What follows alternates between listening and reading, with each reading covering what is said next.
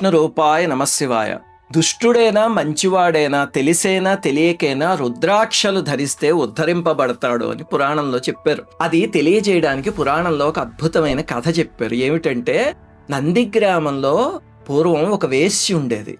ఆమె అందాన్ని అసలు మాటల్లో వర్ణించలేము అని చెప్పారు పురాణంలో. ఆమె పొందు దొరికితే చాలని పురుషులు అల్లాడిపోయి ధనాన్ని కుమ్మరించేవారు. ఆ ధనం పెట్టెలతో ఆమె భవనం అంతా నిండిపోయేది.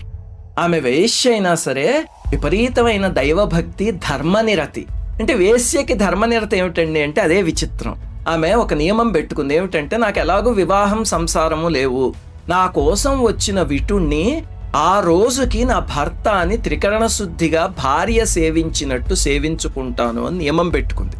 అలాగే చేసేది. ఆమె దగ్గర ఒక కోతి, ఒక కోడి ఉండేవి, పెంపుడివి అన్నమాట. వాటిని రోజు రుద్రాక్షల్లో అలంకరించి అక్కడ ఒక నాట్య మండపంలో